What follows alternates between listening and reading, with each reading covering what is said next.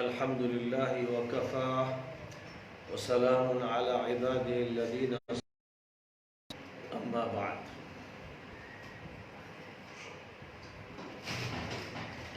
آج کی اس مجلس میں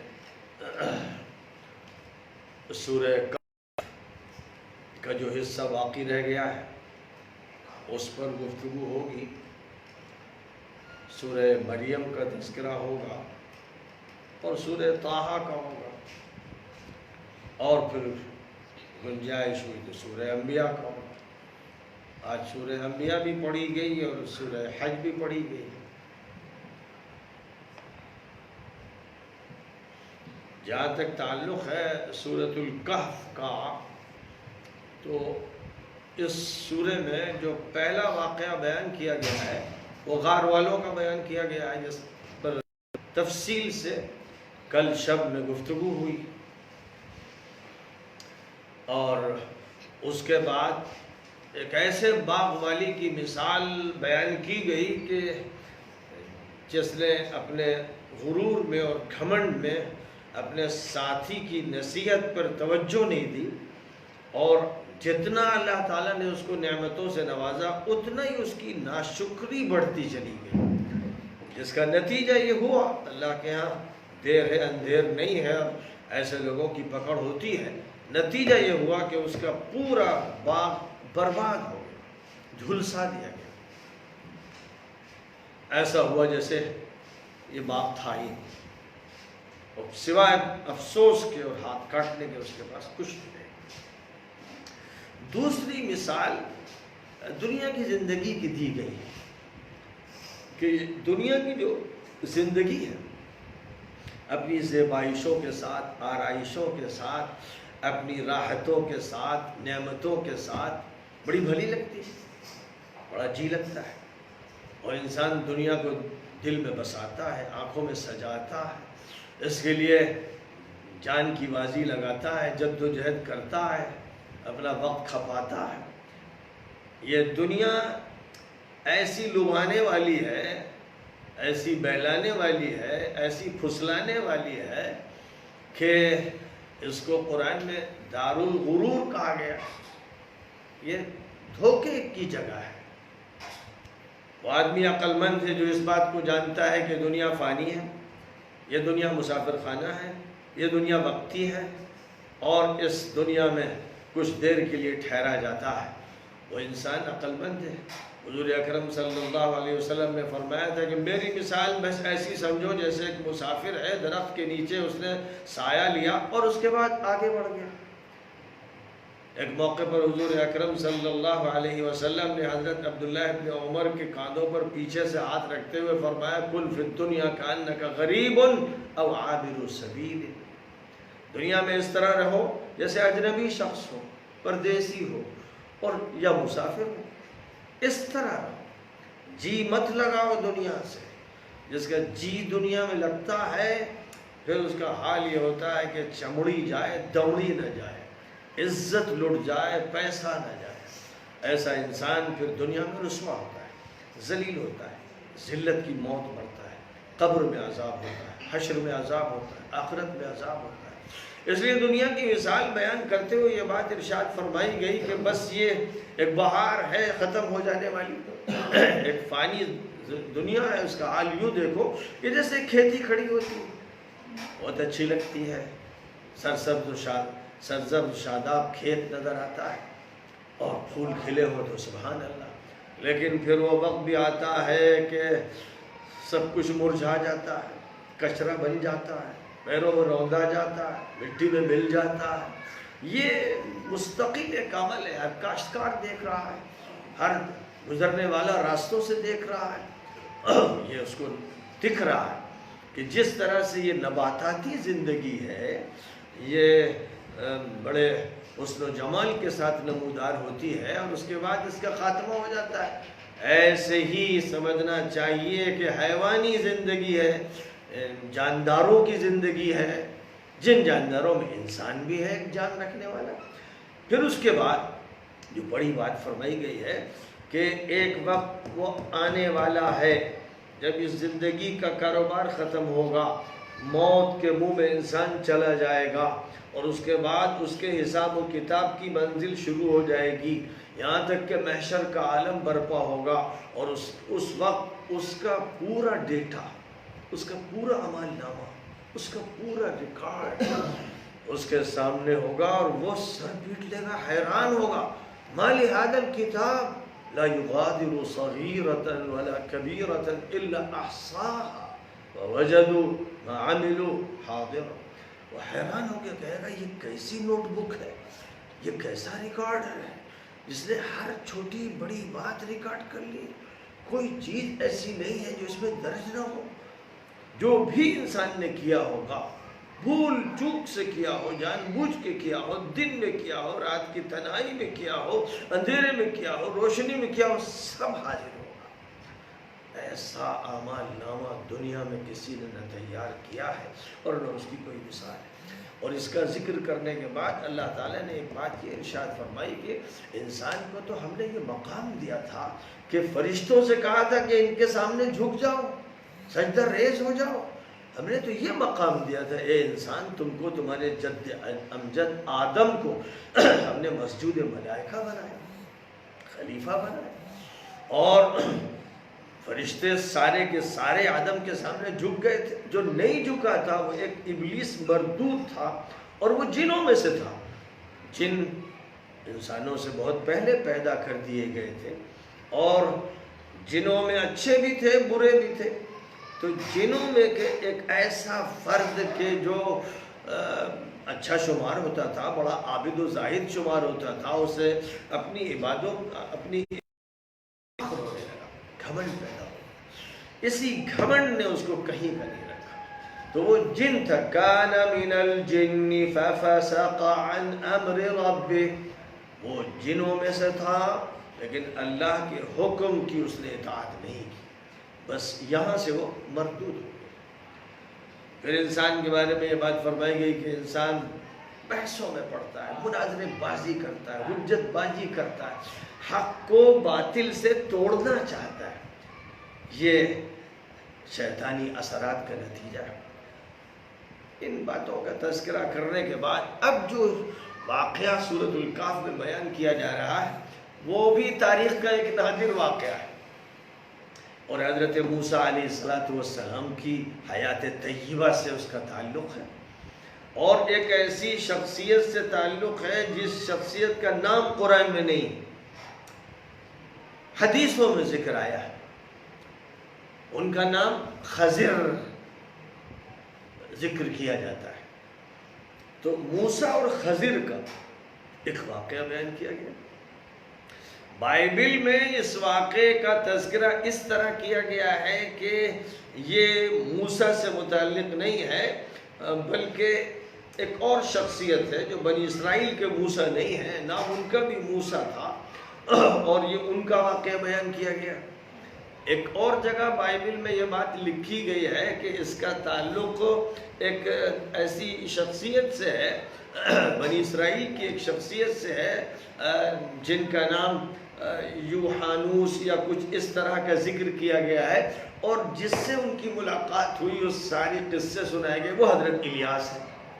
یعنی حضرت الیاس جو نبی ہیں ان کا تذکرہ یہاں بیان کیا گیا، وہ خضر نہیں ہے بلکہ الیاس ہے۔ پھر وہ یہ بھی کہتے ہیں کہ حضرت الیاس کو زمین سے آسمان پر اٹھا لیا گیا اور ان کو فرشتوں میں شامل کر دیا گیا۔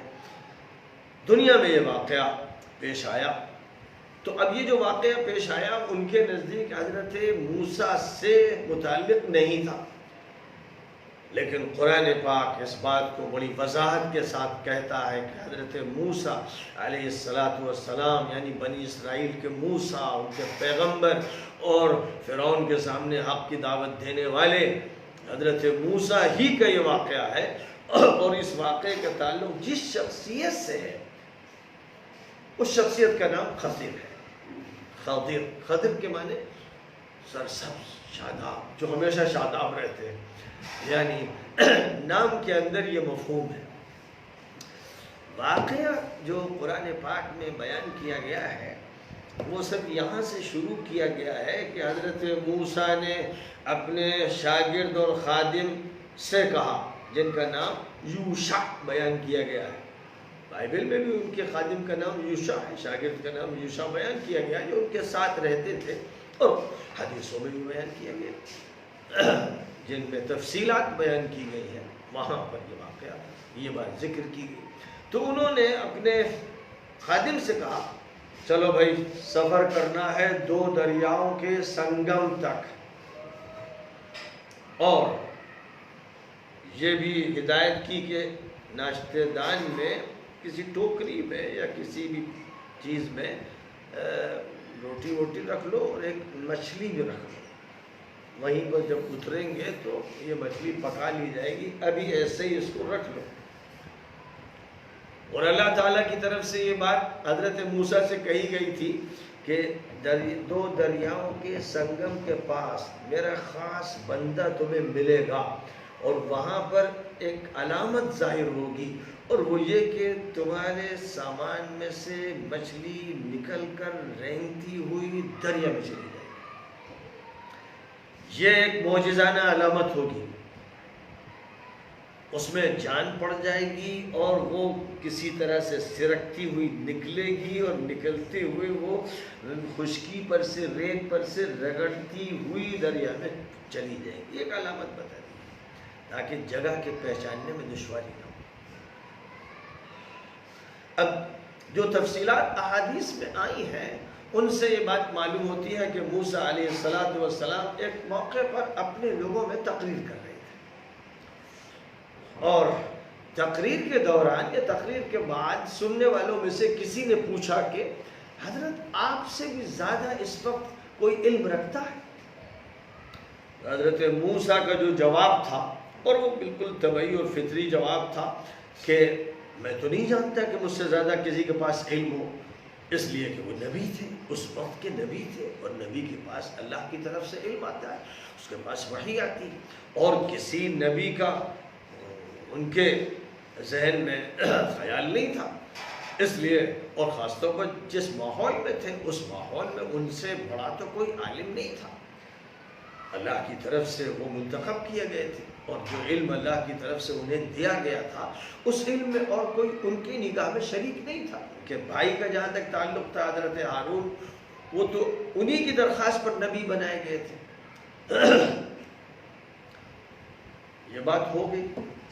اب اللہ میاں کا جو غیبی نظام ہے، جو اپنا کام کرتا رہتا ہے، کس کو اٹھانا ہے، کس کو بٹھانا ہے، کس کو پڑھانا ہے، اور کس کو کنارے ڈالنا ہے، اور کس کے ساتھ کیا معاملات کرنے ہیں، حکمتوں کے خزانے ہیں، رازہائے الہی کے ایسے گنجینے ہیں جن کا کسی انسان کو پتہ نہیں۔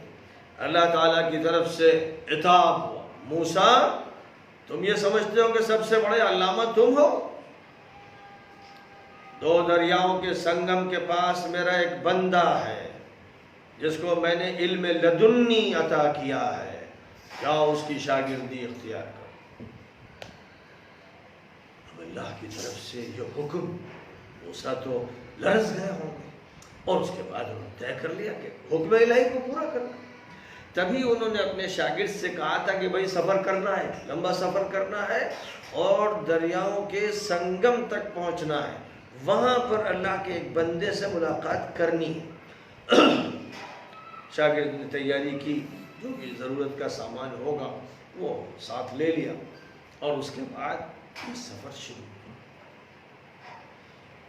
سفر چلتا رہا۔ اب اس کی تفصیلات نہیں ہیں کہ کس سواری پہ یہ سفر ہوا، اونٹنی پر سفر تھا، خچر پر سفر تھا، یا پیدل کا سفر تھا، بظاہر وضاحت نہیں ہے، لیکن بہرحال یہ سفر ہوا۔ اور کدھر یہ سفر ہوا؟ یہ ایک ایسا سوال ہے جس کا جواب علماء نے دینے کی کوشش کی ہے، اور جو علماء نے جواب دینے کی کوشش کی ہے تو اس میں 2 باتیں کہی گئی۔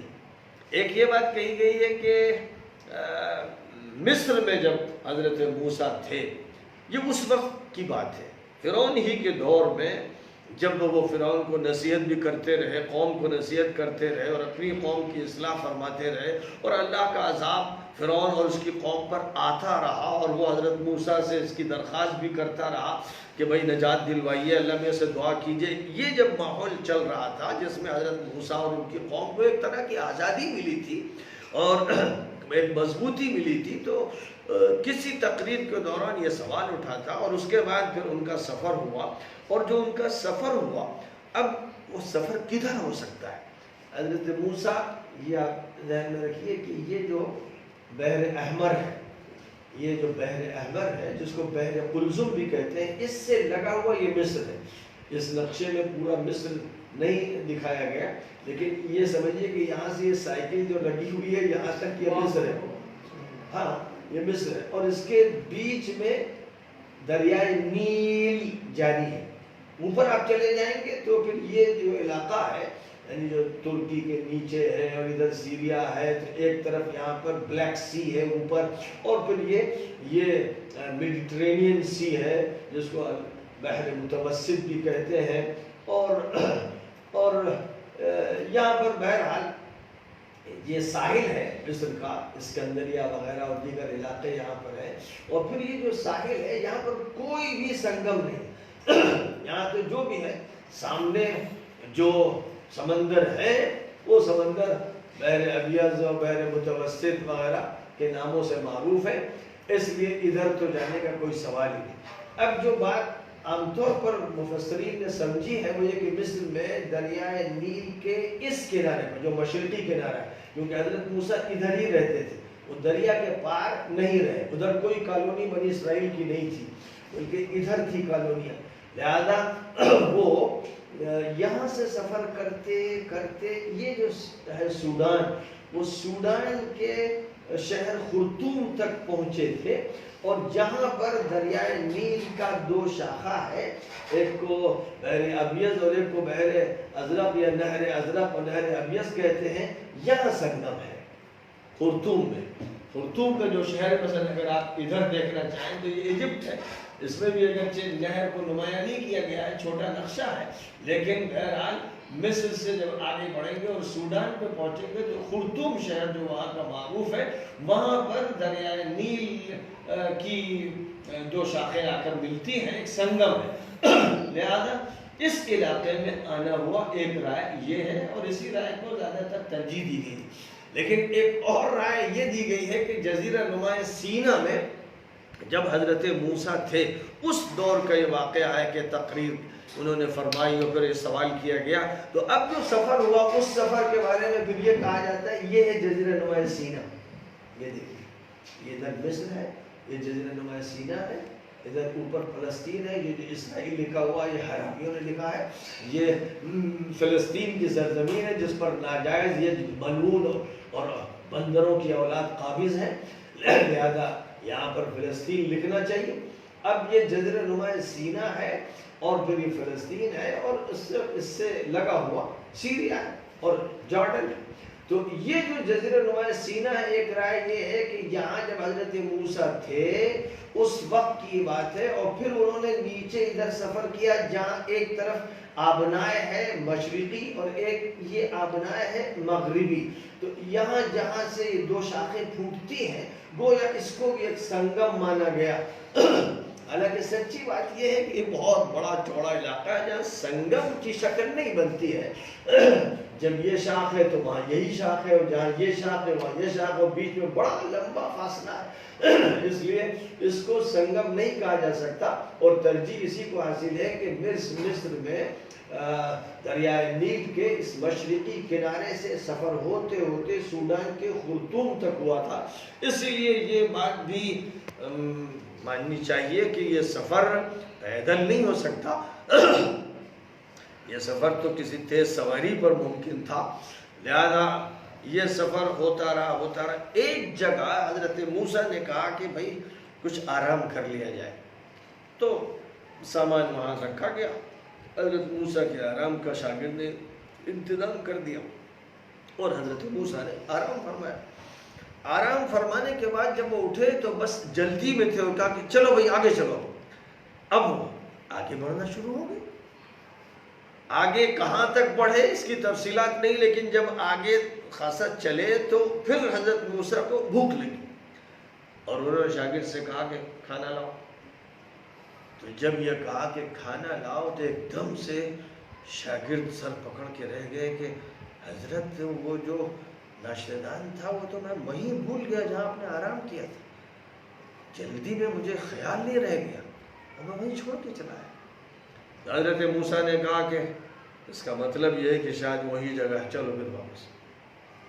اب وہ اپنے نشانات قدم یا سواری کے نشانات قدم، نشانات جو ہیں جس کے بھی اونٹ چل رہا ہے تو اونٹ، گھوڑا چل رہا ہے تو گھوڑا، ریتیلے راستے پر اس کے نشانات ہوتے ہیں.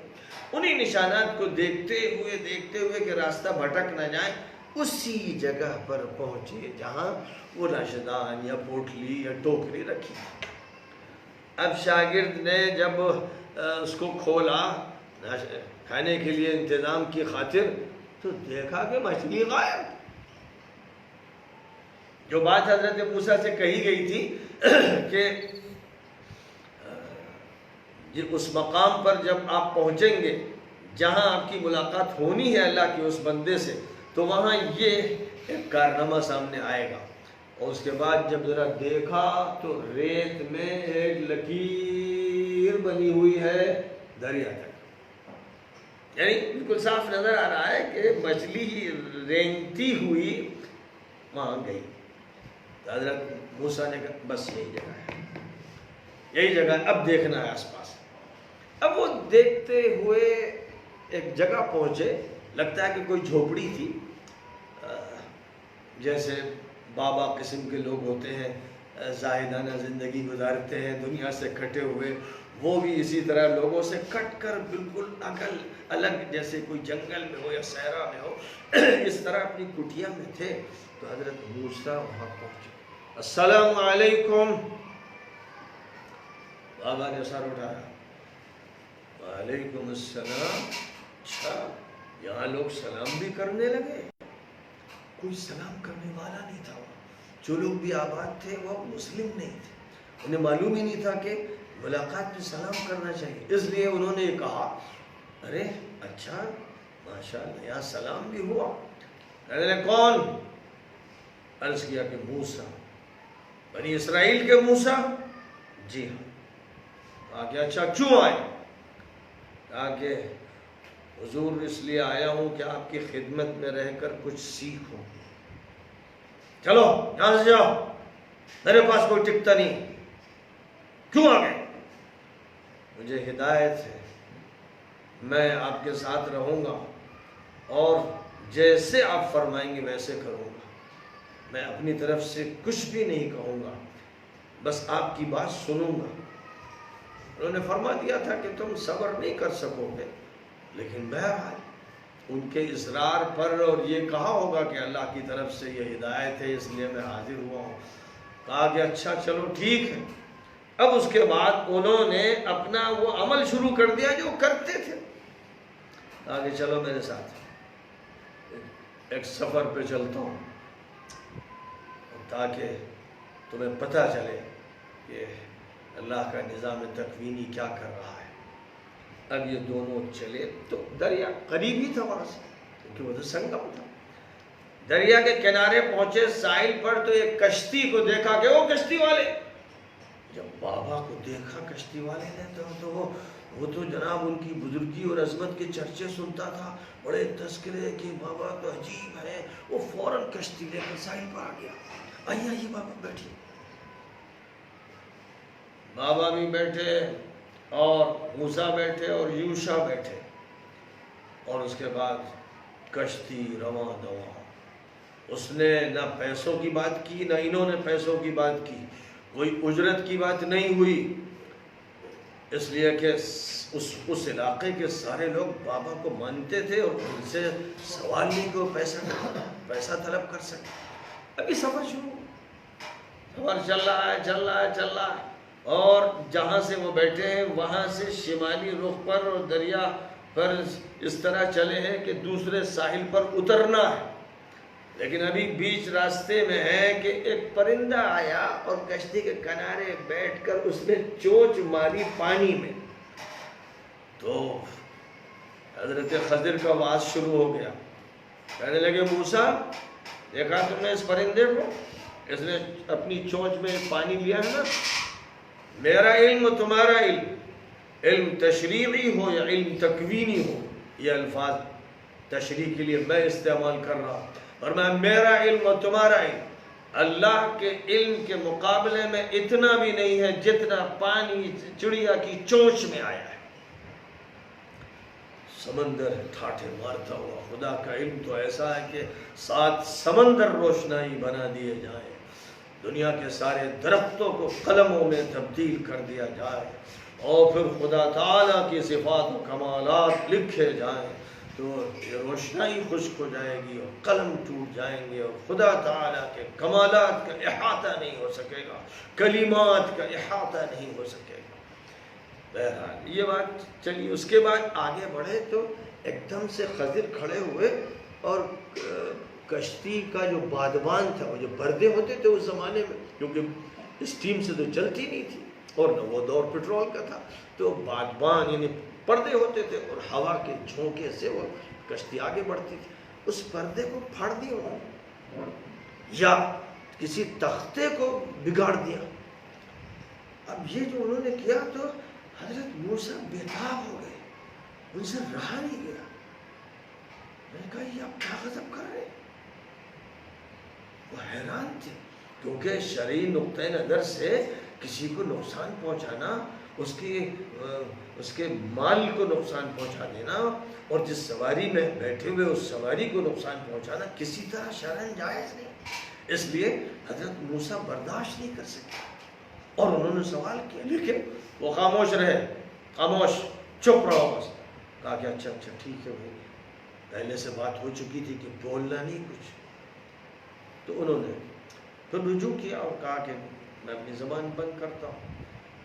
اس کے بعد ساحل پر اس کشتی والے نے اتارا, وہ کشتی آگے بڑھ گئی اور وہ اتر گئے.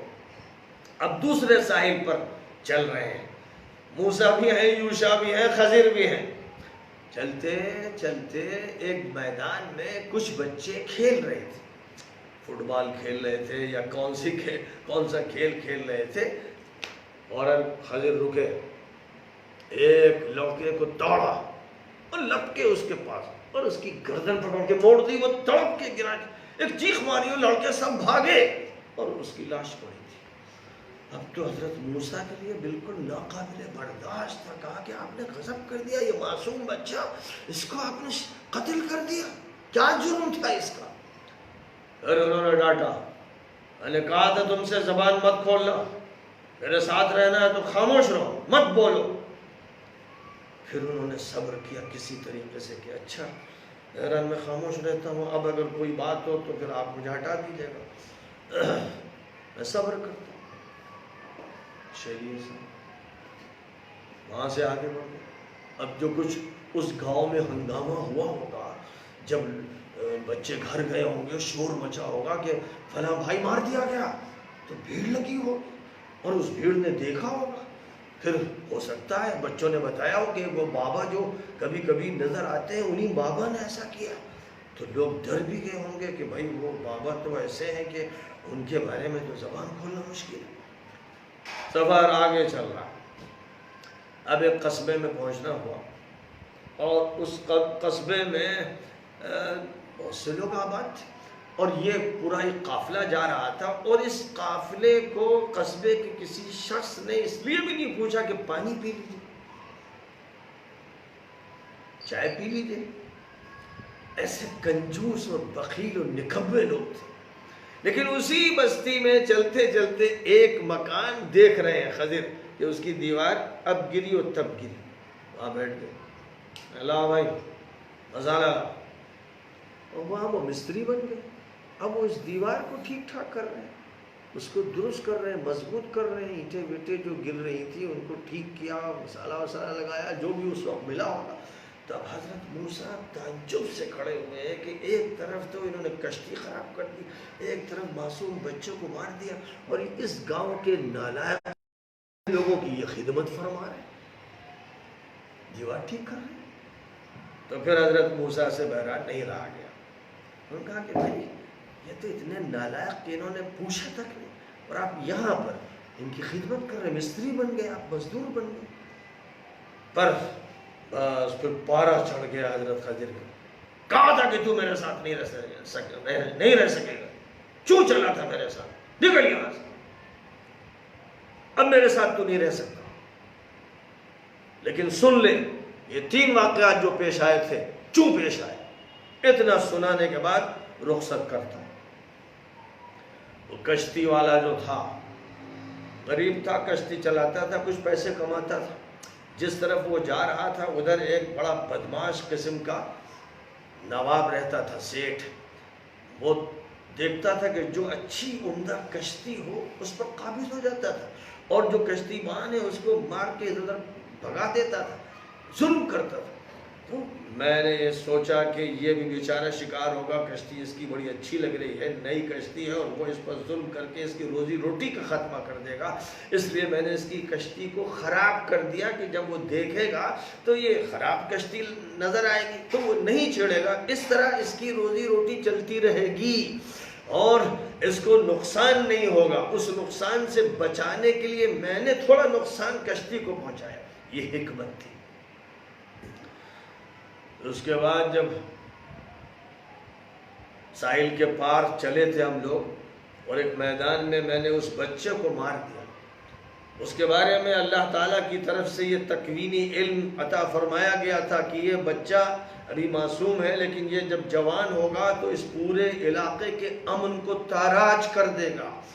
عورتیں اپنی عزت بچائیں گی، مرد اپنے امن کی فکر کریں گے، لٹیرا ہوگا، بڑا زبردست خطرناک ہوگا۔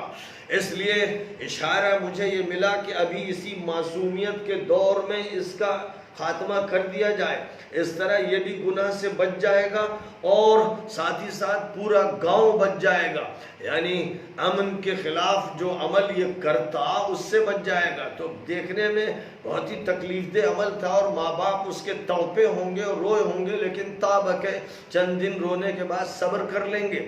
اور یہ بھی بتایا گیا کہ اللہ تعالیٰ ان کو دوسری اولاد دے گا جو اولاد اچھی ہوگی، صالح ہوگی اور ماں باپ کی خدمت گار ہوگی۔ یہ تھے تکوینی اشارے جن کی بنیاد پر میں نے کیا۔ پھر جب میں اس بستی میں آیا، بڑے نالائق لوگ، کسی کی ضیافت کرنے کو تیار نہیں۔ ان کی اسی نالائقی کے ماحول میں میں نے اس مکان کی دیوار کو دیکھا کہ اب گری اور تب گری۔ یہ جو مکان تھا یہ 2 یتیم بچوں کا تھا۔ ان کے والد صاحب کا انتقال ہو گیا۔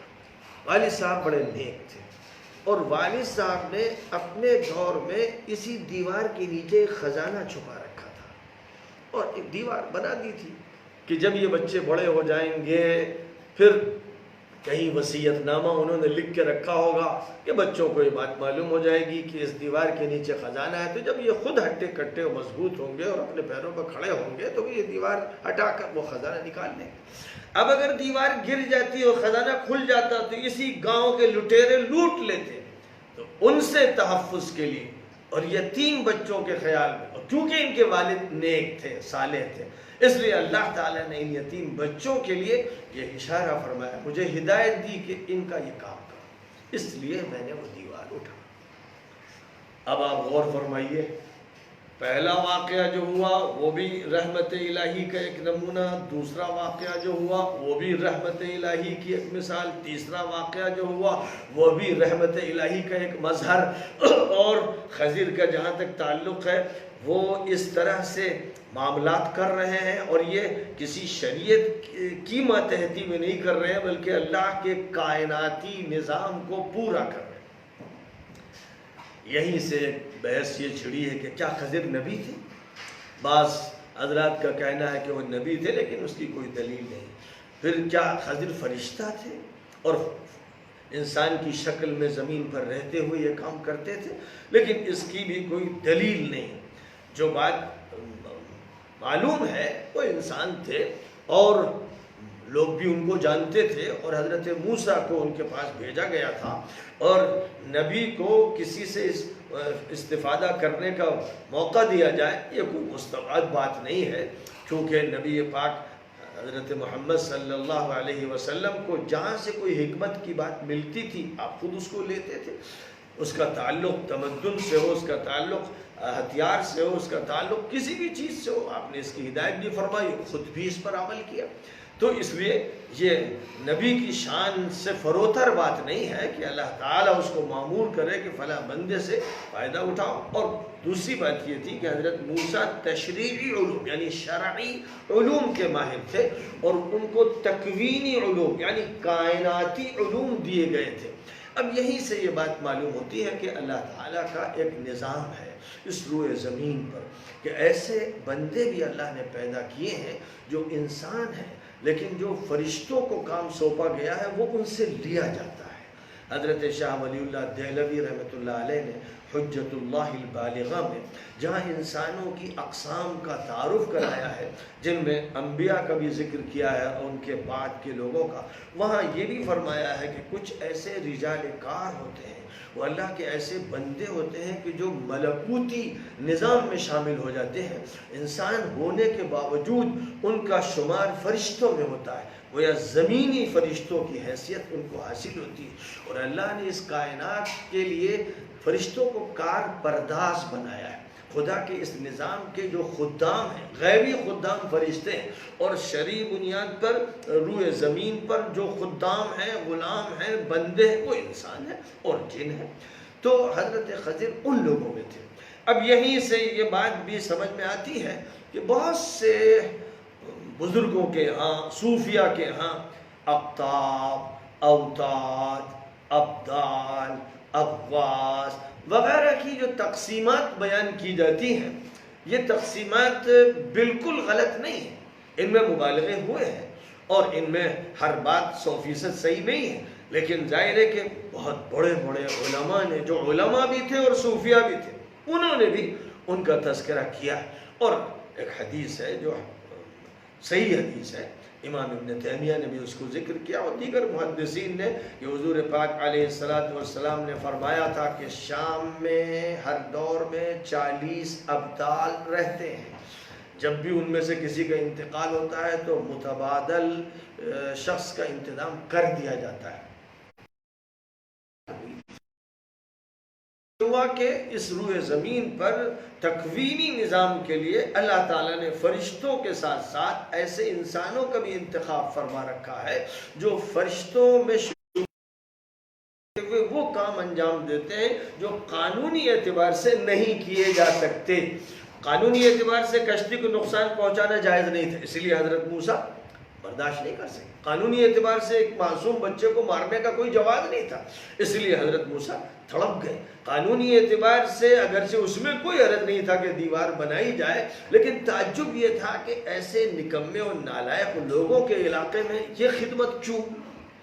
تو بہرحال محض قانونی نگاہ سے اگر دیکھا جائے تو باتیں صحیح نہیں معلوم ہوتی، لیکن قانون سے ایک الگ چیز ہے جو اللہ کا تکوینی نظام ہے، کائناتی نظام ہے۔ اب یہ کائناتی نظام ایسا ہے کہ آپ دیکھتے ہیں روز مرہ کے واقعات پر غور کیجئے، کہیں آگ لگ گئی، کہیں طوفان آ گیا، کہیں زلزلہ ہو گیا، کہیں بچے کی موت ہو گئی، کہیں بوڑھے کا انتقال ہو گیا، کہیں میاں بیوی میں طلاق ہو گئی، کہیں کچھ بھی ہو گیا، اور قرآن یہ کہتا ہے، حدیث یہ کہتی ہے کہ کوئی پتا بغیر حکم الہی کے درخت سے گر نہیں سکتا، کوئی ذرہ ریگستان کا، زمین کا، فضا میں حکم الہی کے بغیر اڑ نہیں سکتا۔ تو یہ اللہ ہی تو کرا رہا ہے، تو یہ اللہ جو ہے یہ کیوں کرا رہا ہے؟ اب اسی سلسلے میں آج کے دور میں یہ کہیے کہ جب اللہ ہی سب کرتا ہے تو اس نے کورونا وائرس کیوں مسلط کیا؟ اس کی حکمتیں کیا ہیں، اس کے راز کیا ہیں، اس کے فیصلے کیا ہیں؟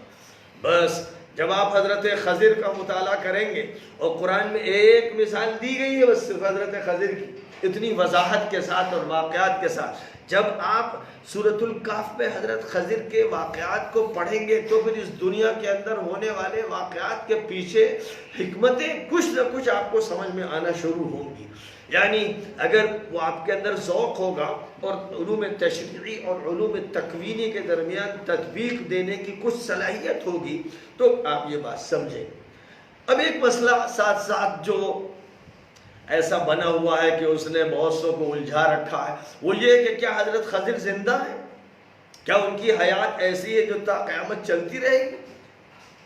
اس کے بارے میں تمام علماء محققین کی بالاتفاق رائے ہے کہ وہ نہیں زندہ ہے۔ وہ اپنی موت مر گئے، جب بھی ان کا انتقال ہونا تھا انتقال ہوا، کب ہوا نہیں معلوم، کتنی زندگی پائی نہیں معلوم، سوان حیات کیا ہے نہیں معلوم، کہاں کہاں رہے نہیں معلوم۔ دو دریاؤں کے سنگم کے پاس ان کی رہائش تھی، اتنا بتایا گیا، قرآن میں بتا دیا گیا، حدیث میں بتا دیا گیا۔ لیکن دوسری طرف بڑے بڑے صوفیہ اس کے قائل ہیں کہ وہ حیات ہے، اور پھر متعدد صوفیہ نے اس طرح کی باتیں کہی کہ فلاں جنگل میں ہماری خضر سے ملاقات ہوئی، فلاں صاحب نے کہا کہ حضرت خضر سے فلاں موقع پر ملاقات ہوئی، ان کا دیدار ہوا۔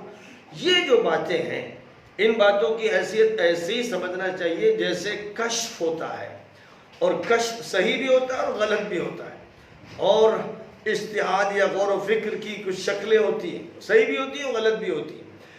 علماء محققین جنہوں نے شریعت کو سامنے رکھا ہے اور نصوص کو سامنے رکھا ہے، ان کا یہ کہنا ہے کہ خضر اگر زندہ ہوتے تو آخری نبی حضرت محمد صلی اللہ علیہ وسلم سے کوئی تو ملاقات ہوئی ہوتی، کبھی تو وہ حضور کی مدد کے لیے آتے، جنگ بدر میں ہوتے، جنگ احد میں ہوتے، کبھی ہوتے، کسی نہ کسی شکل میں کوئی تو بات ہوتی۔ اور نبی اکرم صلی اللہ علیہ وسلم نے اپنی وفات سے پہلے ایک موقع پر ارشاد فرمایا تھا کہ لوگوں، آج سے 100 سال کے بعد تم میں سے کوئی بھی روئے زمین پر باقی نہیں رہے گا۔ اس کے بارے میں دو رائے ہیں۔ ایک رائے یہ ہے کہ حضور نے پوری دنیا کے بارے میں، اس دور کی دنیا معاصر کے بارے میں یہ بات فرمائی تھی، جس کا مطلب حضور نے جس وقت یہ بات کہی اس وقت سے 100 سال تک جو بھی تھے سو تھے، اس کے بعد کوئی نہیں رہا۔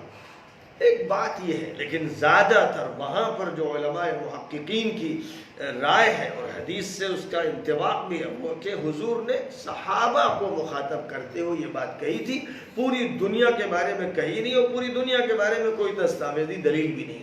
اور صحابہ کے بارے میں دلیل ہے کہ حضور نے فرمایا تھا کہ 100 سال گزرنے کے بعد تم میں سے کوئی باقی نہیں رہے گا، اور بالکل ایسا ہی ہوا۔ یہ بات حضور نے سن 10 میں فرمائی تھی، اور 110 تک جو بھی صحابی دنیا میں رہے، جن میں حضرت انس بن مالک کا نام دیا جاتا ہے، حضرت واصلہ ابن الاسقع کا، اور چند ان صحابہ کا کہ جن کو بڑی عمر ملی، لیکن 110 کسی نے کراس نہیں کیا۔ ایک مثال نہیں ہے کسی صحابی کی کہ اس نے 110 کو کراس کیا ہو، سب اس کے اندر اندر، 100 کے اندر اندر بہت ہوا تو 110 کے اندر اندر انتقال ہوا۔ یعنی حضور کی وہ حدیث 100% صحیح ثابت ہوئی۔ اب یہ تو معلوم نہیں کہ انڈیا میں اور مصر میں اور عراق میں اور دنیا کے دوسرے خطوں میں لوگوں کی 2 سال عمر ہوئی، 1.5 سال عمر ہوئی، کم ہوئی، بیش ہوئی، اس کا کوئی ریکارڈ نہیں، اس لیے ان پر انطباق بھی صحیح نہیں۔ لیکن بہرحال خضر کی حیات کے بارے میں کوئی دلیل نہیں ہے، اور ان کا انتقال ہوا تو کب ہوا اس کی بھی ایسی دلیل نہیں ہے کہ جس کو قطعی مانا جائے، اور اسی لیے یہ اختلاف بھی چلا رہا ہے۔ ایک طرف صوفیہ کا طبقہ ہے یا ان علماء کا جو صوفی مزاج کے ہیں، صوفی ذوق کے ہیں، صوفی تجربات کے ہیں، ایک طرف وہ علماء ہیں جن کے سامنے صرف کتاب و سنت ہے۔ ان دونوں کی رائے میں بڑا فرق ہے۔ وہ علماء یہ کہتے ہیں کہ خضر کسی بھی دور میں انتقال کر گئے جس کا پتہ نہیں، اور یہ کہ ان کی حیات باقی ہے اس کی کوئی دلیل نہیں۔ اور دوسری طرف جو صوفیہ کرام، علماء میں بھی جو صوفیہ کرام ہیں، ان کی دوسری رائے ہے، اور اس کی بھی کوئی دلیل سوائے اس کے نہیں کہ ان میں سے بعض لوگوں کا یہ کہنا ہے کہ خضر سے ان کی ملاقات ہوئی، لیکن اس معاملے میں اس کے بڑے امکانات ہیں کہ کسی بھی شخصیت سے ملاقات ہوئی اور وہ یہ سمجھے کہ یہ خضر ہے، اس لیے وہ دلیل نہیں بن سکتی ہے، کیونکہ اس طرح کے مسائل میں علمی اور قطعی دلیل چاہیے، محض کسی شخص کا یہ خیال، یہ واہمہ، یہ خواب، یہ کشف حجت نہیں۔ بہرحال اصل علم تو اللہ ہی کے پاس ہے. اللہ چاہے تو کسی کو زندگی دے دے. ایک طرف تو شیطانوں میں سے وہ ابلیس ہے جس کو زندگی قیامت تک دی ہی گئی ہے، اور ایک طرف حضرت عیسیٰ ہیں جو آسمان پر ہیں، زندگی ان کی موجود ہے اور وہ تشریف لائیں گے اس دنیا میں. تو مسئلہ اللہ کی قدرت کا نہیں ہے، لیکن مسئلہ ہے جائزے کا، اور اس جائزے کی بنیاد پر یہ دو رائے ہیں، جن میں سے علماء کی جو رائے ہے اور جو کتاب و سنت کو حکم بنا کر گفتگو کرتے ہیں وہ زیادہ طاقتور معلوم ہوتی ہے اور زیادہ فیصلہ کن ہے، اس لیے اس کو اختیار کرنا چاہیے. آخری جو واقعہ اسی واقعے کے بعد چھیڑا گیا ہے وہ ذوالقرنین کے بارے میں ہے. یہ بھی تاریخ انسانی کا ایک بڑا واقعہ ہے. واقعہ کیا، یوں کہیے کہ ایک بڑا دور ہے تاریخ انسانی کا جو گزرا ہے. اور ذوالقرنین کے معنی دو سینگوں والا.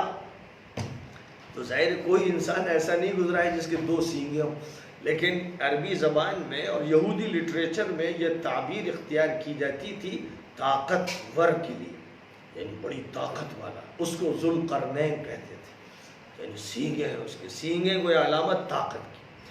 اب جو قرآن پاک میں ذوالقرنین کے حوالے سے لوگوں کے سوال پر بات بتائی گئی ہے، اس میں یوں ذکر کیا گیا ہے کہ وہ دنیا کے ایک زبردست بادشاہ تھے، بہت طاقتور اور بہت ہی صاحب ثروت، اور انہوں نے جو عسکری مہمیں اختیار کی، جو سفر کیے، ایسے سفر کے جن کی بنیاد پر انہیں زبردست فتوحات حاصل ہوئی.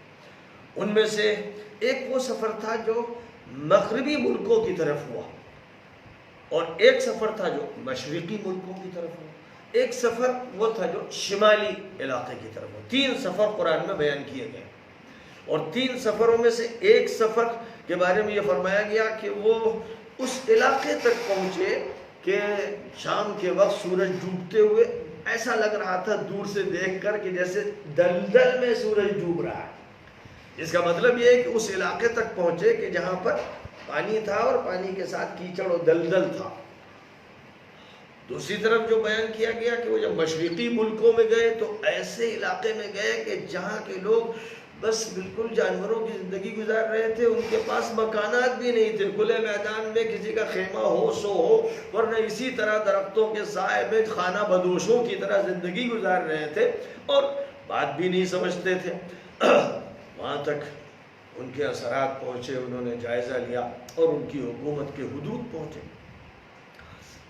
تیسری طرف وہ شمال کے رخ پہ گئے تو قفقاز کا جو علاقہ ہے، جس کو کوہ قاف بھی کہہ دیتے ہیں، کوکیشیا کا علاقہ، کوکیشیا کا جو علاقہ ہے، یعنی یوں آپ سمجھیے کہ یہ جارجیا کا علاقہ ہے، اور روس جو ہے، اسی روس میں قفقاز کا علاقہ ہے جو کوکیشیا کا علاقہ کہا جاتا ہے. اور یہاں کیسپین سی ہے، جو کیسپین سی کے پاس کوہ قفقاز ہے، اسی قفقاز کے علاقے تک ان کا پہنچنا ہوا.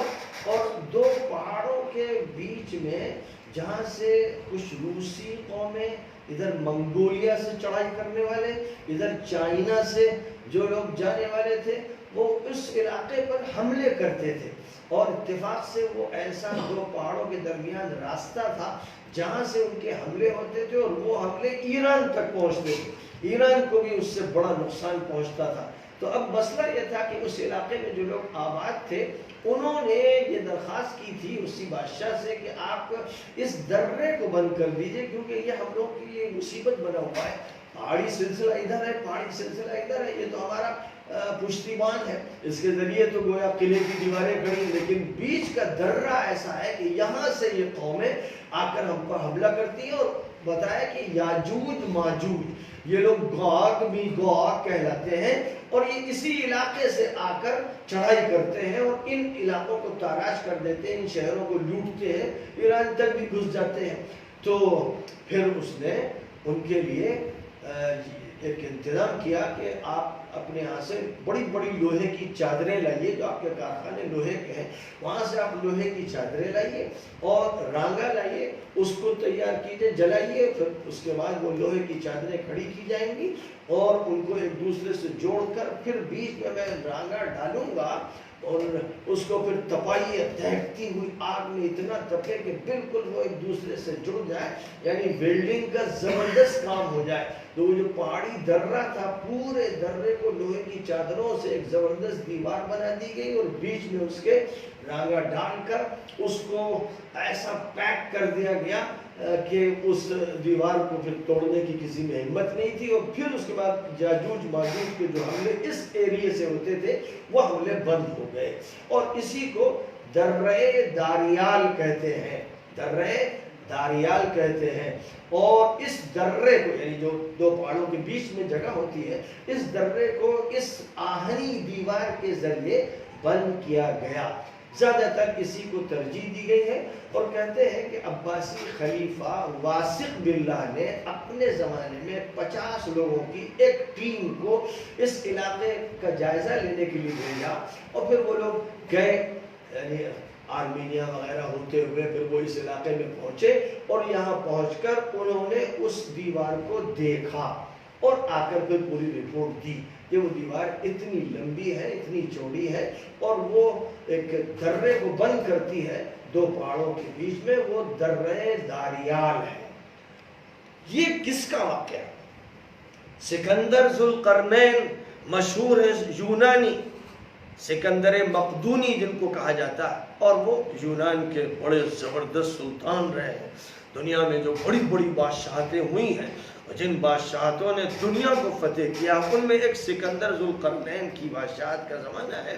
یہ حضرت عیسیٰ علیہ السلام سے 325-30 سال پہلے کا زمانہ ہے، اور ان کو بھی بڑی فتوحات حاصل ہوئی، لیکن مشکل یہ ہے کہ بہت سے علماء نے اگرچہ ان پر چسپاں کرنے کی کوشش کی ہے، لیکن جو چیز ٹکراتی ہے وہ یہ کہ قرآن پاک میں ان کو اس طرح پیش کیا گیا ہے کہ وہ اللہ والے تھے، بادشاہ تھے، زبردست طاقت والے تھے، لیکن اللہ کے بندے تھے، اور خدا سے خصوصی تعلق تھا، اور صاحب الہامات تھے، اور ان کے جو بھی کارنامے تھے وہ اسلامی بنیادوں پر تھے، وہ اللہ سے تعلق کی بنیاد پر تھے۔ اسی لیے جب وہ گئے کسی علاقے میں، جیسے مثلا مغربی علاقے میں گئے، تو اللہ میاں نے ان سے یہ کہا کہ تم چاہے ان ظالموں کو سزا دو اور چاہے ان کے ساتھ نرم رویہ اختیار کرو، تو انہوں نے بھی یہ کہا کہ جو باقی صحیح لوگ ہوں گے، اللہ کے بندے ہوں گے، ان کے ساتھ ہم کوئی زیادتی نہیں کریں گے، لیکن جو غلط لوگ ہوں گے ان کو سزا دیں گے، اور ان کے خلاف ہماری کارروائیاں ہوں گی۔ تو یہ جو ان کی بات ہے،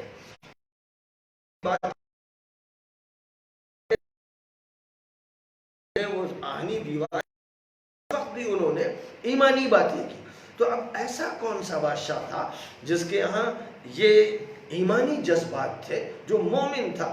سکندر ذوالقرنین یا سکندر مقدونی یا سکندر یونانی کے یہ حالات نہیں تھے، اس لیے ان پر انطباق بہت ہی مشکل ہے۔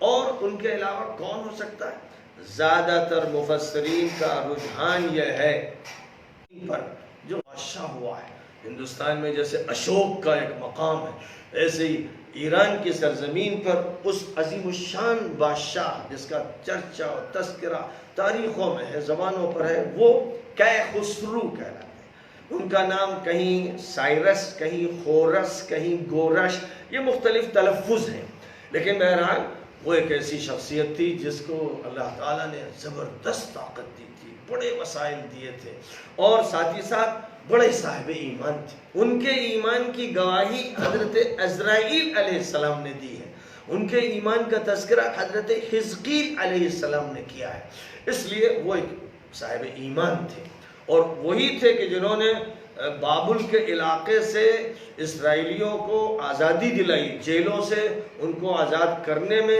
ان کا سب سے بڑا رول ہے، کیونکہ وہ ایک مومن انسان تھے، عادل بادشاہ تھے، اور ان کی حکمرانی کا جو دور رہا ہے وہ بڑا ہی شاندار اور تابناک دور رہا ہے۔ اور انہوں نے جو مغرب کی طرف سفر کیا تو بلیک سی تک بلیک سی تک اور ایشیائی کوچک تک ان کا علاقہ پہنچا اور وہاں تک ان کی حکومت کے اثرات پہنچے. لہذا وہ ایک ایسی شخصیت ہے کہ یہ جو علاقہ مشرق کا رہا ہے، یعنی بلیک سی کا جو علاقہ رہا ہے، اس علاقے میں انہوں نے سورج کو ڈوبتے ہوئے کہیں پر دیکھا ہوگا. اس طرح جیسے پانی اور پانی میں بھی خاص جہاں مٹی اور پانی ملتے ہیں، کیچڑ سب ہوتا ہے، اس میں سورج ڈوبتا دکھ رہا ہے. ظاہر ہے ہم سب جانتے ہیں کہ سورج کہیں زمین میں ڈوبتا نہیں ہے، سورج تو زمین سے لاکھوں میل کی دوری پر ہے. لیکن ہم اور آپ بھی جب کسی راستے پر چل رہے ہوں، سورج ڈوب رہا ہو، تو اگر سامنے دریا ہوگا تو لگے گا دریا میں ڈوب رہا ہے، باغ ہوگا تو لگے گا باغ میں ڈوب رہا ہے. لگتا ہے، دکھتا ایسا ہے، اور اسی کو بس بیان کیا گیا. دوسری طرف ایران میں ان کی سلطنت کا مرکز تھا اور اس علاقے تک ان کی حکومت پہنچی اور یہاں انہوں نے لوگوں کے ساتھ اسلامی اور ایمانی بنیاد پر معاملات کیے. اس کے بعد پھر ان کی جو ادھر کی فتوحات تھی، یہ فتوحات افغانستان میں بلخ کے علاقے تک پہنچی اور چائنا کا جہاں تک تعلق ہے، چائنا کے بھی جو مغربی بارڈرز ہیں یہاں تک ان کے اثرات پہنچے. اس لیے جس قوم کو انہوں نے دیکھا ہوگا وہ چائنیز ہوں گے اور ہو سکتا ہے منگولیا کے بھی لوگ ہوں، اور جس علاقے تک وہ پہنچے تو وہاں پر اس زمانے میں تمدن کے اثرات نہیں پہنچے تھے اور لوگ بالکل بے گھر کے تھے، اور انہوں نے بہرحال ان کے ساتھ اچھا سلوک کیا اور مسئلہ ختم ہوا. پھر جو تیسرا سفر ہوا ہے یہ ہوا ہے روس کے علاقے تک، اور اس میں کاکیشیا کا علاقہ، کیسپین سی کا جو علاقہ ہے، قفقاز جس کو کہا گیا ہے، اس علاقے تک وہ پہنچے ہیں. اور یہاں لوگوں نے یہ شکایت کی کہ گاگ وی گاگ، یاجوج ماجوج حملہ آور رہتے ہیں. اب یاجوج ماجوج کے بارے میں تورات میں، اور تورات کی جو ضمنی کتابیں ہیں جن میں خاص طور پر حضرت حزقیل کی جو تقریریں ہیں، ان کے جو بیانات ہیں، ان میں اس بات کا تذکرہ ہے کہ روش، توبل اور مسک یہ الفاظ آئے، اور روس تو بہرحال وہ روس ہے ہی ہے، اور توبلس کے نام کا ایک علاقہ ہے، اور مسک سے مراد ہے ماسکو. تو ماسکو کے بارے میں اور اسی طرح روس کے بارے میں یہ کہا گیا ہے کہ یاجوج ماجوج یہاں ہے، یہاں سے نکلیں گے، اور درے داریال بھی یہیں بنا ہے، اور اسی علاقے سے وہ مصیبت آئی. تو اس سے جو بات معلوم ہوتی ہے وہ بات سمجھ میں بھی آتی ہے کہ دنیا میں سب سے بدترین خونی انقلاب اگر آیا ہے تو روس میں ہے. یہ روس ہے جس میں ایک ایک علاقے میں کئی لاکھ مسلمانوں کو ذبح کیا گیا. پہلے عیسائیوں کو مارا گیا، پھر مسلمانوں کو مارا گیا، مدرسے مسجدیں تباہ کیے گئے. اور جو بھی علاقے ہیں، یہ قازقستان جو ہے اب الگ ہو گیا، روسی کا ایک حصہ ہے، کرغزستان روس کا ایک حصہ ہے، ازبکستان روس کا حصہ تھا، ترکمانستان روس کا حصہ تھا. اب یہ سب آزاد ہو گئے لیکن یہ سب روس میں تھا. اور قزاقستان میں تو میں ایک جگہ پہنچا اور ایک لاٹ تھی، میں نے کہا کہ بھئی یہ کس چیز کی لاٹ ہے؟ معلوم ہوا کہ یہ یادگار لاٹ ہے، یہاں پر 8 لاکھ انسانوں کو روسیوں نے مارا. اور جہاں تک تعلق ہے کرغزستان کا، وہاں پر یہی صورتحال. ازبکستان میں جہاں بخارا ہے، ازبکستان جو ہے اس میں بخارا ہے، سمرقند ہے، تاشقند ہے، فرغانہ ہے. میں یہاں گیا ہوں اور کرغزستان سے بھی گزرا ہوں اور تاجکستان سے بھی، تاجکستان بھی گیا ہوں، ایک مسجد کے امام صاحب سے بھی ملاقات ہوئی. قزاقستان کئی بار گیا ہوں. تو یہ جو علاقے تھے یہاں لاکھوں انسانوں کا خون بہایا ان بدماشوں، خبیثوں، ملحدوں نے، جانوروں نے. تو دنیا میں سب سے ملعون اور خبیث اور وحشی اور درندے اگر رہے تو وہ روس میں رہے، جنہوں نے 1917 میں جو انقلاب برپا کیا، لاکھوں کروڑوں انسانوں کو اس طرح ذبح کیا ہے کہ شاید کبھی چوہوں کو بھی اتنا نہ مارا گیا ہوگا. اور صرف اس وجہ سے کہ کسی کے پاس قرآن نکل آیا، کوئی بھی اگر مسلمان ہوا تو پھر اس کی خیریت. تو الحاد کا مرکز ہے، اور ظاہر ہے کہ پھر انہی سے یہ خطرہ ہے. ان کے ساتھ چائنا بھی ملا ہوا ہے، یعنی چائنا میں بھی الحاد اصل ہے، یہاں بھی الحاد اصل ہے. یہ بدماش کسی مذہب کو نہیں مانتے، یہ اللہ کو نہیں مانتے، یہ سب سے زیادہ دنیا میں بے دین و ملعون و خبیث لوگ ہیں. اور ان سے زیادہ خبیث تاریخ انسانی میں شاید ہی لوگ گزرے ہوں، اس لیے ان کے اندر سے یاجوج ماجوج ہوں بالکل قرین قیاس ہے، اور اس کی تائید جب ہم کو ہو رہی ہے بائبل کے لٹریچر سے بھی ہو رہی ہے، اور حضرت حزقیل بہت بڑے نبی رہے ہیں، اور ان کا بڑا دور ہے، بڑی پیشین گوئیاں انہوں نے فرمائی ہیں، اور ان کی بڑی صداقتیں ظاہر ہوتی رہتی ہیں۔ تو حضرت حزقیل نے بھی جو نام ذکر کیے ہیں، یعنی یاجوج ماجوج کا جو مرکز ہے اس کا ذکر اس طرح کہ گویا وہ ماسکو کا علاقہ ہے اور روس کی قوم ہے، اور توبل کے نام سے توبولسک کا جو علاقہ ہے اس کا تذکرہ کیا ہے۔ اس کا مطلب یہ ہوا کہ جب وہ طوفان اٹھے گا تو اسی علاقے سے اٹھے گا، جیسے پہلے اٹھا یہیں سے وہ وحشی پھر اٹھیں گے، اور اتنی بڑی فرمایا گیا کہ تب سب ختم کر دیں گے، یعنی پانی کا جو استعمال ہوگا وہ بھی بے تحاشا ہوگا، اور یہ اس وقت نکلیں گے جب حضرت عیسیٰ کا نزول شام میں ہو چکا ہوگا۔ دمشق میں حضرت عیسیٰ اترے ہوں گے، اور اب اس کے بعد حضرت مہم ہوگی وہ یہ کہ جو اسرائیل میں یعنی غاصبانہ قبضے کے بعد فلسطین کی سرزمین کے شہر القدس میں جو کیپٹل دجال کا بنا ہوگا وہ رخ کریں گے، سیریا سے وہ ادھر بڑھنا شروع کریں گے، کیونکہ اسے مارنا ان کی سب سے پہلی مہم ہوگی، اور جب وہ ادھر بڑھیں گے تو دجال ان کا پتہ جانتے ہی وہاں سے فرار اختیار کرے گا، اور یہاں پر ایک شہر لد شہر میں بہت بڑا ایئرپورٹ بنایا ہے اسرائیل نے، اور حدیثوں میں فرمایا گیا کہ لد شہر سے وہ فرار اختیار کرنے کی کوشش کرے گا۔ گویا آج کی زبان میں ہم یوں سمجھتے ہیں کہ لد کے ایئرپورٹ سے وہ اپنی فلائٹ لے کر بھاگنا چاہے گا، اور بظاہر وہ امریکہ بھاگنا چاہے گا، لیکن حضرت عیسیٰ قبل اس کے کہ وہ ایئرپورٹ تک پہنچے اس کو پکڑ لیں گے، یعنی اس کو اپنی تلوار سے ختم کر دیں گے۔ اس طرح دنیا کی جو ایک ظالمانہ اور دجالی طاقت ہوگی اس کا خاتمہ ہوگا۔ اب اس کے بعد یہ یاجوج ماجوج کی بلائے بے درما نکلے گی اتنی بڑی تعداد میں کہ یہ لوگوں کے لیے غذائی بحران پیدا کر دیں گے، پانی کا بحران پیدا ہو جائے گا۔ ظاہر ہے کہ اس کا مطلب نہیں کہ دریا پی جائیں گے، لیکن یہ کہ یہ قابض ہو جائیں گے، اور اب پانی کی کو اپنی سچائی کے لیے اور دیگر چیزوں کے لیے چوس لیں گے۔ اس وقت حضرت عیسیٰ طور پہاڑ پر، یہ جو ہے جزیرہ نما سینا، طور پہاڑ پر پناہ لیں گے، پناہ لینا پڑے گا ان کو اس بلائے بے درما سے، اور وہاں وہ اللہ سے دعا کریں گے کہ اللہ اس بلا کا خاتمہ کر دے، اللہ ان کو ختم کر دے۔ تو ان کی دعا کے بعد اللہ تعالیٰ پھر ان پر ایسی موت طاری کرے گا کہ ہر طرف یاجوج ماجوج کی لاشوں سے راستے پٹے پڑے گے، اور پھر بڑی خطرناک طوفانی بارش کی جائے گی جس سے ان کی لاشیں اس طرح بہا دی جائیں گی کہ سمندروں میں چلی جائیں گی، اور اس طرح زمین ان سے پاک ہوگی، اور حضرت عیسیٰ اس مہم سے فارغ ہو کر پھر تشریف لائیں گے۔ یہ سعودی عرب نہیں ہے، یہ بھی ناجائز طریقے پر نام رکھا گیا، یہ ہے جزیرۃ العرب، یہ نام اس کا جغرافیائی ہے، عربوں کے نزدیک ہے۔ حضور اکرم صلی اللہ علیہ وسلم نے اس کو جزیرۃ العرب کہا ہے۔ یہ محروم اور یہ بگڑے ہوئے ناپاک لوگوں نے اس کو اپنے خاندان کی طرف منسوب کر دیا، لہذا یہاں پر بھی جزیرۃ العرب لکھنا چاہیے۔ تو بہرحال حضرت عیسیٰ تشریف لائیں گے، یہ ہے مکہ، یہاں تشریف لائیں گے، اور مکہ مکرمہ میں حضرت مہدی کا ظہور ہو چکا ہوگا، اور ان کا نظام پھر چلے گا۔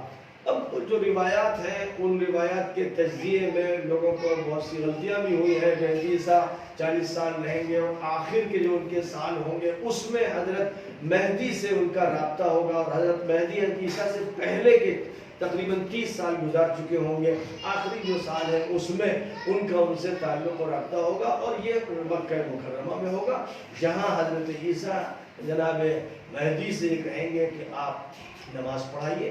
مہدی ان سے کہیں گے، لیکن وہ ان کو آگے بڑھائیں گے کہ میں تو اس وقت آپ کا مقتدی بنوں گا، اور بہرحال حضرت مہدی کی امامت میں عیسیٰ نماز پڑھیں گے اور سارے مسلمان پڑھیں گے۔ یہ وہ دور ہوگا جس دور میں پوری دنیا میں یہ سارا جو علاقہ ہے کفر کا، الحاد کا، ظلم کا، بدماشیوں کا، تباہیوں کا، یہ سارا علاقہ اسلام کے زیر نگین آ جائے گا.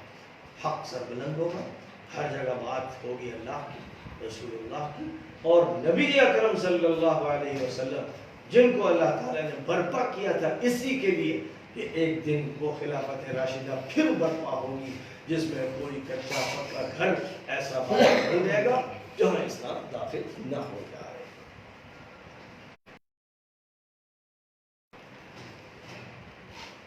زیادہ تر ترجیح اسی کو دی گئی ہے کہ خورس یا سائرس یا خسرو یا گورش ایک ہی نام کے یہ تلفظ ہے اور حضرت عیسیٰ علیہ السلام سے تقریباً 550 سال پہلے ان کو جو بادشاہت ملی تھی وہ صاحب ایمان تھے اور انہوں نے منصفانہ طریقے پر حکومت کا نظام چلایا اور وہ اس علاقے تک وہ یا مغربی رخ پر ویسٹرن کنٹریز ہیں وہاں وہ اس علاقے تک پہنچے اور دوسری طرف وہ جس علاقے تک پہنچے وہ جناب والا وہ افغانستان سے لگا ہوا اور یہ جو ازبکستان وغیرہ کے اور ترکستان کے علاقے ہیں یہاں تک ان کا پہنچنا ہوا اور اوپر شمال میں ان کا وہاں تک پہنچنا ہوا.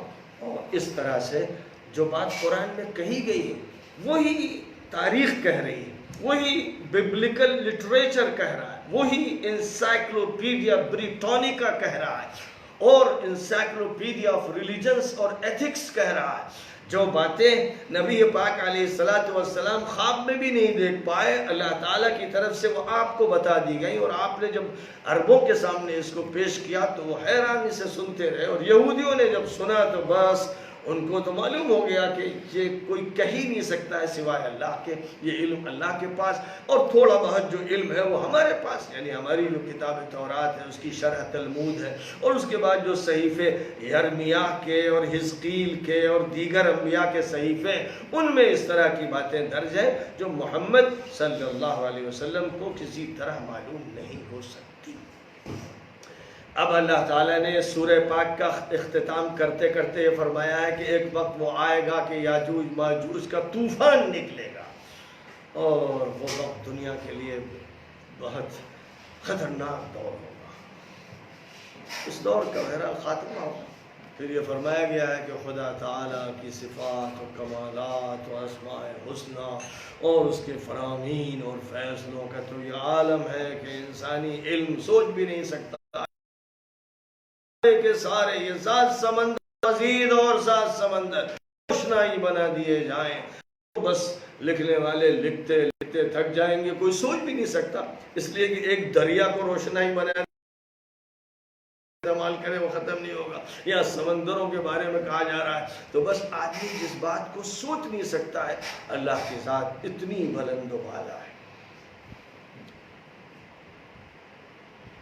مختصراً بات کر لیجئے صاحب سورہ مریم کی کہ حضرت مریم علیہ السلام کا جہاں تک تعلق ہے وہ اللہ تعالیٰ کی بڑی برگزیدہ بندی تھی اور اللہ تعالیٰ نے بچپن ہی سے کروا دیا. آل عمران میں ان کا تذکرہ سنا ہی ہے کہ کس طرح سے ان کی پیدائش ہوئی اور پھر کس طرح سے ان کی جوانی گزری اور پھر بغیر شوہر کے اللہ تعالیٰ نے کس طرح ان کو اولاد نصیب فرمائی. یہ حضرت مریم کے واقعات وہاں گزرے ہیں اور ساتھ ہی ساتھ حضرت عیسیٰ علیہ السلام کے بارے میں جو بات فرمائی گئی تھی سورہ آل عمران میں ذکر کی گئی تھی، پھر سورہ مائدہ میں اس کا تذکرہ فرمایا گیا تھا. تو اس سے حضرت عیسیٰ کی شخصیت کے ہمارے سامنے ہے. اللہ تعالیٰ نے حضرت عیسیٰ کو زبردست معجزات دیے تھے جب وہ حضرت مریم کی گود میں تھے اور یہودی حضرت مریم کو ڈانٹ رہے تھے اور الزام لگا رہے تھے کہاں سے لے آئی تو یہ بیٹا. تو اس وقت دہلا دینے والا یہ معجزہ ظاہر ہوا. قال انی عبد اللہ آتانی الکتاب وجعلنی نبیا وجعلنی مبارکا اینما کنت واوصانی بالصلاة والزکاة ما دمت حیا وبرا بوالدتی ولم يجعلنی جبارا شقیا والسلام علی یوم ولدت ویوم اموت ویوم ابعث حیا. ایسی زبردست پرجلال فصیح و بلیغ تقریر ایک بچے کی زبان سے جیسے کوئی زبردست مقرر وقت خطاب کر رہا ہو. یہودیوں کا حال یہ کہ انہوں نے انگلیاں دانتوں تلے دبا لی, آنکھوں کو ملتے رہ گئے. وہ سوچ نہیں سکتے تھے کہ وہ تو مریم کو ڈانٹ رہے تھے, الزام لگا رہے تھے, گویا نعوذ باللہ یہ کہ مریم کو تو بدکاری کر کے بچہ کہاں سے لائی, یعنی شادی نہیں ہوئی تو کیسے بچہ ہوا. یہ وہ مجرم اس عورت سے کہہ رہے تھے جو مقدس ترین خاتون تھی, خاندان نبوت کی خاتون, حضرت عمران کی بیٹی, حضرت زکریا خالو تھے ان کے, اور پھر اللہ تعالیٰ کے ذریعے سے جو بچہ دیا گیا اس کو نبی ہونا تھا, اور نبی بھی ایسا کہ کروڑ کروڑ اربع ارب انسان اس کو ماننے والے. لیکن وہ مجرم, وہ ملعون, وہ خبیث یہودی جن کے فطرت میں خباثت ہی رہی, انہوں نے یہ سب کیا. اس وقت اس بچے نے کیا کہا, میں اللہ کا بندہ ہوں, مجھے اللہ نے نبی بنایا ہے, حکم ہے اللہ کا کہ نماز کو ادا کروں, زکوٰۃ کا حکم دیا ہے, اور اللہ تعالیٰ نے اپنی والدہ کے ساتھ حسن سلوک کرنے والا بنایا ہے. میری قسمت خراب نہیں, میں حق پر قائم ہوں اور حق پر رہوں گا. ارے یا اللہ, اب غور فرمائیے کہ اس طرح کا کوئی واقعہ آج پیش آ جائے تو اس کا سنسنی پھیل جائے گی, قدم اکھڑ جائیں گے, آنکھیں پتھرا جائیں گے. یہیں سے حضرت عیسیٰ کا وہ دور بچپن سے شروع ہوا کہ کوئی بال بیکا نہیں کر سکا.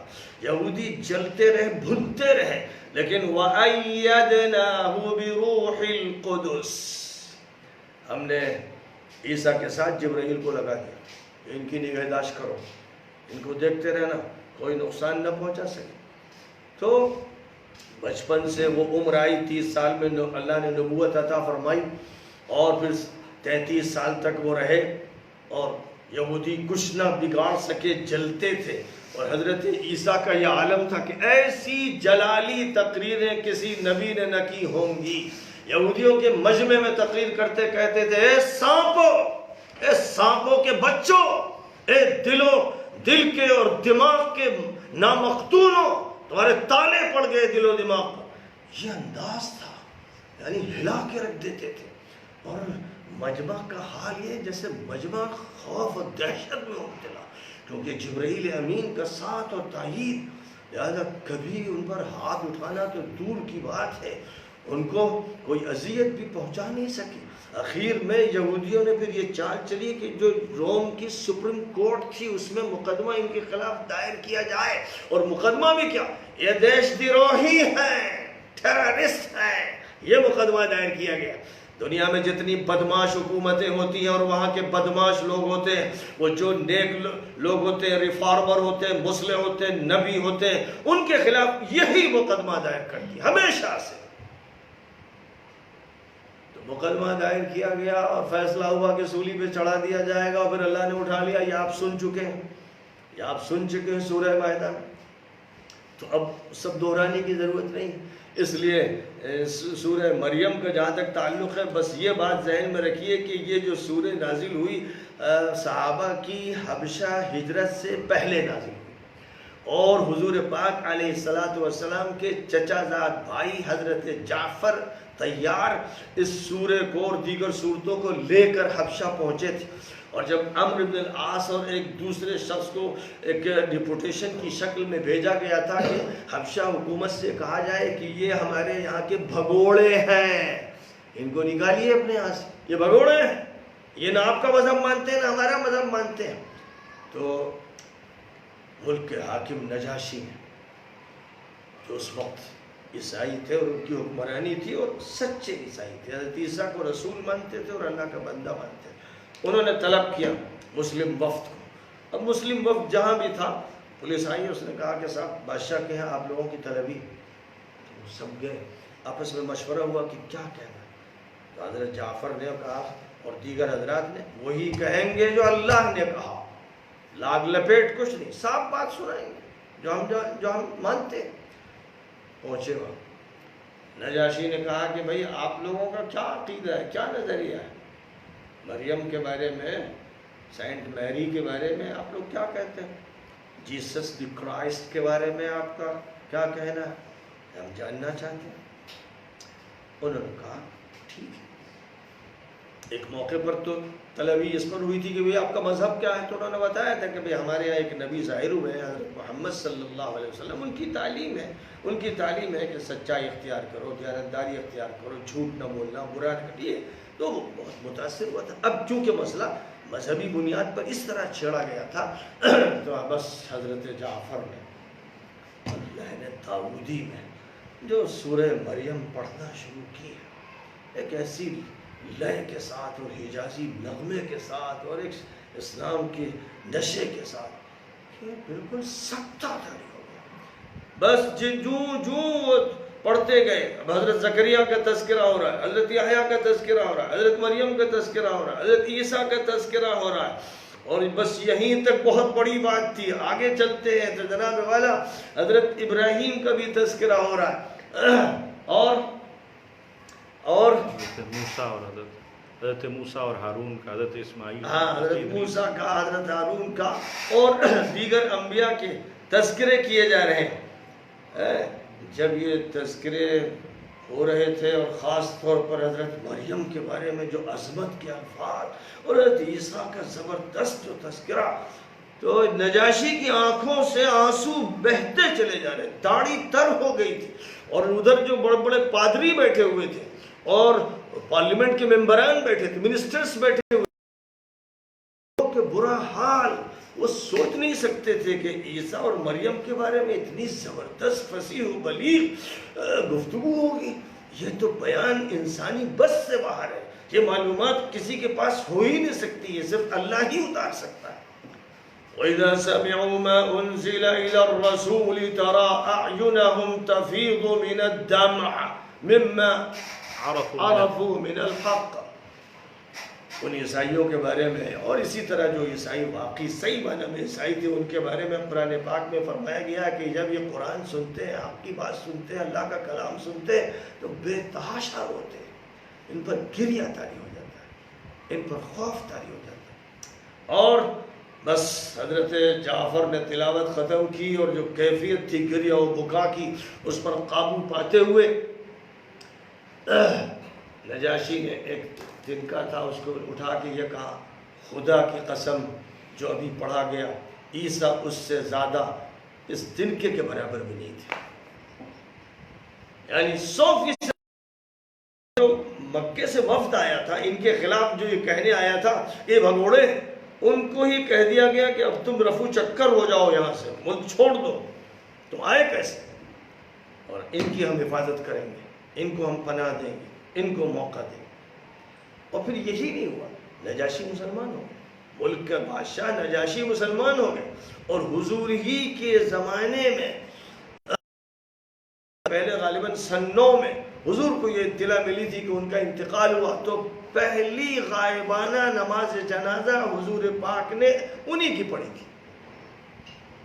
حضور صلی اللہ علیہ وسلم نے فرمایا کہ بھائی نجاشی کا انتقال ہوا ہے، اور میں نماز جنازہ ان کی پڑھوں گا غائبانہ، آپ لوگ سب تیار ہو گئے۔ سارا مجمع ٹھٹ لگ گیا۔ اب ظاہر کہ جنازہ تو تھا نہیں، جنازہ تو وہاں تھا، تدفین ہو چکی تھی، یہاں حضور پاک علیہ السلام نے صرف گویا تصور میں جنازے کو حاضر مانتے ہوئے، اسی کو غائبانہ نماز جنازہ کہتے ہیں، آپ نے نماز جنازہ پڑھا۔ یہی وہ بادشاہ ہیں جنہوں نے ام حبیبہ سے، جو ابو سفیان کی بیٹی تھی، اور ان کے شوہر تھے جو وہاں خدا نخواستہ بہرحال وہ ایمان پر باقی نہیں رہے، عیسائی بن گئے تھے، پھر ان کا انتقال ہو گیا تھا، تو ام حبیبہ کی شادی حضور پاک علیہ السلام سے نجاشی نے کرائی، مہر حضور کی طرف سے خود انہوں نے دیا۔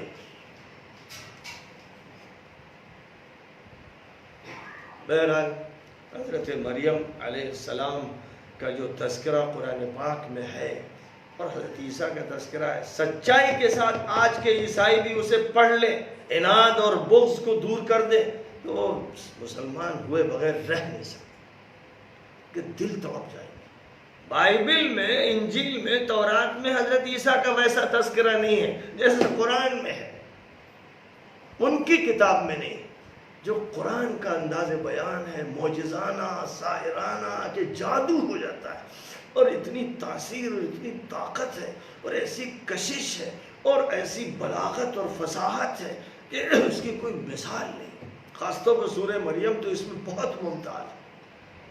اب اس کے بعد سورہ طٰہٰ ہے، اور سورہ طٰہٰ کا تو معاملہ یہ کہ پوری سورہ وقف ہے حضرت موسیٰ کے لیے.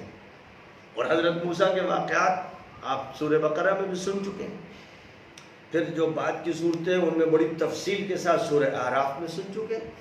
اور اسی طرح کے واقعات تھوڑے سے فرق کے ساتھ کچھ نئی باتیں قرآن میں جہاں پر بھی مکرر کوئی بات کہی جاتی ہے تو اس میں کچھ نئے پہلو ہوتے ہیں. سورہ طٰہٰ کا جہاں تک تعلق ہے اس میں ایک بات تو یہ بیان کی گئی ہے کہ جس وقت مدین سے حضرت موسیٰ کا سفر ہو رہا تھا اپنی اہلیہ کو لے کر، اور رات ٹھنڈی تھی، ضرورت آگ کی تھی تاپنے کے لیے، کسی اور ضرورت کے لیے، تو ان کو ایک جگہ چھوڑ کر وہ آگے جب بڑھے تھے، آگ نظر آ رہی تھی، اس کی طرف بڑھتے گئے. وہ سمجھ رہے تھے شاید کوئی قافلہ ہوگا، لوگ آگ جلا رہے ہوں گے، وہاں ان سے کوئی انگارہ لے لیں گے یا کسی لکڑی کو جلتا ہوا لے کر ادھر آ جائیں گے، پھر یہاں لکڑیاں جمع کر کے جلائیں گے. اس نیت سے بڑھتے گئے. لیکن بڑھتے اب وہ دیکھ رہے ہیں کہ آگ کا جو تصور ہے وہ تو حقیقت نہیں ہے، بلکہ یہاں تو کچھ اور منظر ہے. ایک درخت پر انوار کی بارش ہو رہی، بس ابھی اس کے قریب ہی ہے وہ. ادھر سے کہا گیا فاخلعن علیک، چپل اتار، انک بالوادی المقدس طویٰ، تم طویٰ کی مقدس وادی میں آ گئے ہو موسیٰ، معلوم ہے تمہیں، چپل اتار. اچھا بھائی چپل اتار دی. وَأَنَا اخْتَرْتُكَ، ہم نے تمہارا انتخاب کر لیا ہے. فَأَنَا اخْتَرْتُكَ فَاسْتَمِعْ لِمَا يُوحَىٰ. اب تمہیں وحی کی جا رہی، ریویلیشن ہو رہا ہے، سنو غور سے. اننی انا اللہ لا الہ الا انا فاعبدنی، میں ہوں اللہ. یہ جو تم سن رہے ہو میری بات سن رہے ہو، میں نے درخت کے انوار کو واسطہ بنا دیا ہے اور تم سے میں مخاطب ہوں. میں اللہ ہوں، میں خالق و مالک ہوں. اس تعارف کے بعد اور یہ کہ میں نے تمہارا انتخاب کیا ہے، یعنی تمہیں نبوت دی اور رسالت دی. ہاتھ میں کیا ہے؟ اللہ میاں لاٹھی، اس سے مختلف کام لیتا ہوں. سفر میں ضرورت پڑتی ہے، پتے بھی توڑتا ہوں بکری کے لیے، چارہ بھی لے لیتا ہوں. اور میں آ کے اس کو پھینکو، لاٹھی کو انہوں نے پھینکا، ڈالا، ایک دم سے دیکھا سانپ، ایک سانپ. تو وہ پیچھے ہٹنے لگے ڈر کے مارے. آگے پیچھے مت ہٹو، ڈرو نہیں، پکڑو اس کو. کیونکہ بات ابھی تو دل و دماغ میں بیٹھ گئی تھی کہ خطاب اللہ سے ہو رہا ہے. ہاتھ آگے بڑھایا، پکڑا. جیسے ہی اس سانپ کو پکڑا وہ پھر لاٹھی. فرمایا یہ ایک نشانی ہے، ایک معجزہ ہے جو میں نے تمہیں دیا، اور گریبان میں ہاتھ ڈالو، بغل تک لے جاؤ. لے گئے، نکالو، نکالا، چمکتا. آگے دوسری نشانی ہے. 2 نشانیاں دے رہا ہوں، اب تمہیں جانا ہے مصر. تم جا رہے ہو مصر، لیکن وہاں جانا ہے فرعون کے پاس. دعوت کا کام وہاں سے شروع ہوگا. عام طور پر یہ ہوتا ہے کہ عوام سے لوگ شروع کرتے ہیں، اور اکثر انبیاء کرام کا کام اس طرح ہوا ہے کہ پہلے غریب عوام ان کے ساتھ جڑے. لیکن ہر نبی نے وقت کی طاقت کو للکارا اور چیلنج دیا ہے. ہر نبی جو بھی اس دور کے سردار تھے، جو بھی اس دور کے اجارہ دار تھے، ان کو خطاب کیا. یہاں پر بھی حضرت موسیٰ علیہ السلام سے کہا گیا کہ بات کرو جا کر فرعون سے، وہیں سے شروع کرو کام. تو پھر حضرت موسیٰ علیہ السلام گئے تھے. جب مصر پہنچے حضرت ہارون سے ملاقات ہوئی، کیونکہ وہ تو ہجرت کر کے نکلے نہیں تھے. اپنی والدہ سے ملاقات ہوئی، گھر کے دیگر افراد سے ملاقات ہوئی، اہلیہ کو گھر پر چھوڑا. اور اس کے بعد اب وہ نکلے. حضرت ہارون سے کہا کہ بھائی آپ کے لیے بھی میں نے اللہ میاں سے درخواست کی کہ نبوت آپ کو بھی دے دی جائے اور ہم دونوں کو مل کے کام کرنا ہے، لہذا چلیے اللہ کا حکم ہے کہ فرعون کے دربار میں جانا ہے. کہا کہ بھائی وہ تو مار دے گا. کہا کہ نہیں، اللہ تعالیٰ نے وعدہ فرمایا ہے کہ ڈرنا نہیں، خوف مت کرنا، یہ ہماری نشانیاں ہیں، تم غالب آؤ گے، تم جا کے بات کرو. وہاں سے پھر وہ عمل شروع ہوا ہے جو دیگر مقامات پر بھی بیان کیا گیا ہے.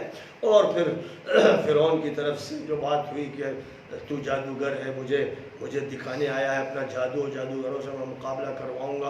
اور پھر مقابلہ ہوا اور جادوگر ہارے، اور پھر اسلام انہوں نے قبول کیا اور اعلان کر دیا کہ ہم تو موسیٰ اور ہارون کے رب کو مانتے ہیں، اور فرعون نے ان کو دھمکی دی کہ ہاتھ پیر کٹوا دوں گا، سولی پہ چڑھوا دوں گا۔ تو وہ اتنے جری ہمت والے ہو گئے کہ فرعون کو مخاطب کر کے کہہ دیا کہ آپ کو جو کرنا ہے کر ڈالیے، ہم لوگ اب ایمان سے پیچھے ہٹنے والے ہیں۔ پھر اس کے بعد ذکر آیا ہے کہ حضرت موسیٰ جب طور پہاڑ پر چلہ کشی کے لیے گئے تو اس دوران سامری نے ادھر ادھر عورتوں کا جو سونا تھا اس کو اکٹھا کر کے ایک بچھڑے کی شکل بنا دی اور اس کی پوجا پاٹ کا عمل شروع ہو گیا۔ یہ سامری کون سی بلا تھا، کہاں سے یہ بدماش گھسا تھا، اس کے بارے میں مختلف رائے۔ کوئی کہتا ہے سامریہ کے علاقے سے اس کا تعلق تھا، اور سامری نسبت ہے یعنی اضافت ہے سامریہ کے علاقے کی طرف۔ اس پر عام طور پر مستشرقین اور جو عیسائی اور یہودی مذہب کے لوگ ہیں ان کا کہنا ہے کہ وہ تو اس دور کے بعد میں سامریہ کا وجود ہوا ہے، تو یہ کیسے اس کی طرف منسوب ہو سکتا ہے۔ تو ایک بات یہ بھی کہی گئی کہ سامرہ ایک علاقہ تھا، مصر کا ایک علاقہ تھا، اس سے اس کا تعلق تھا۔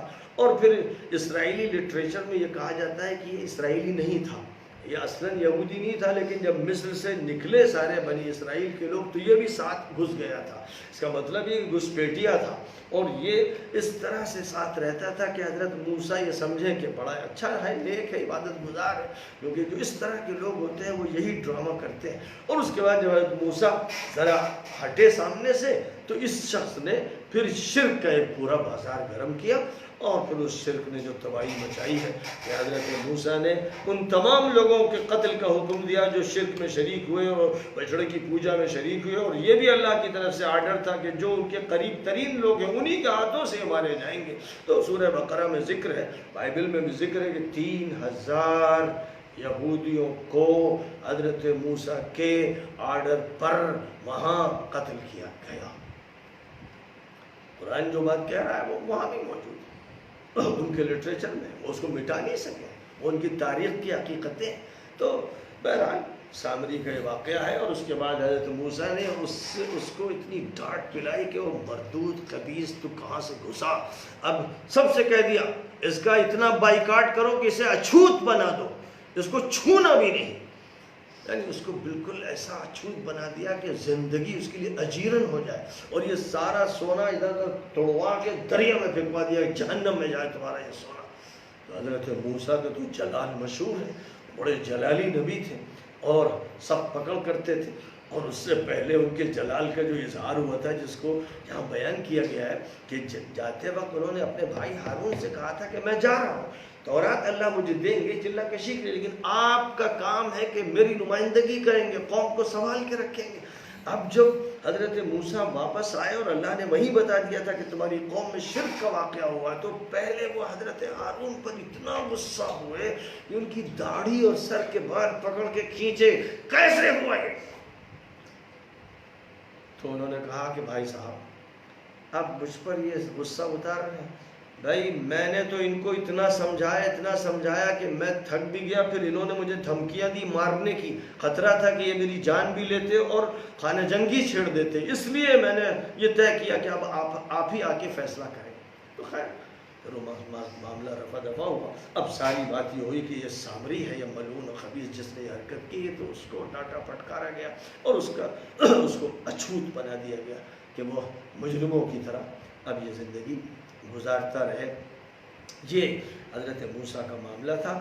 عجیب بات ہے کہ ببلیکل لٹریچر میں حضرت ہارون کو سامری کی جگہ پر ذکر کیا گیا ہے کہ سارا شرک حضرت ہارون نے پھیلایا۔ اتنے خبیث روئے زمین پر کوئی لوگ نہیں ہیں جو اپنے نبیوں پر الزام لگاتے ہیں، انہیں بدنام کرتے ہیں۔ حضرت سلیمان کے بارے میں کہا کہ انہوں نے شرک کیا، کفر کیا، جادو کیا۔ حضرت ہارون کے بارے میں کہا کہ یہ بچڑا انہوں نے بنوایا تھا، انہیں سونا دیا گیا تھا، پوجا انہوں نے کروائی۔ یہ ایسے مجرم ہے، حیرت ہوتی کہ اللہ تعالیٰ نے ان ظالموں کو اتنی مہلت دی، اتنا موقع دیا، اور اس کے بعد آج بھی یہ دندنا رہے ہیں، پوری دنیا پر حکمرانی کر رہے ہیں۔ اللہ کے یہاں مہلت کا دائرہ کتنا وسیع ہے، تھک جاتا ہے انسان کا دماغ سوچ کر۔ یہ ایسے بدماش لوگ ہیں جو حضرت ہارون پر الزام لگایا، جو ان کی کتابوں میں موجود ہے۔ قرآن آ کر اس طرح کی تمام باتوں کی قلعی اتارتا ہے اور قرآن حقائق کو بتاتا ہے. اگر قرآن نہ اترتا تو یہودی دنیا سلیمان کو کافر ہی کہتی رہتی. قرآن نہ اترتا تو حضرت لوط حضرت نوح پر بدترین الزامات لگے رہتے. قرآن نہ اترتا تو حضرت ہارون کو مشرک مانا جاتا. یہ قرآن ہے جس نے حقائق کو واضح کر دیا، انبیاء کے مقام کو واضح کیا، ان کی دعوت کو بیان کیا.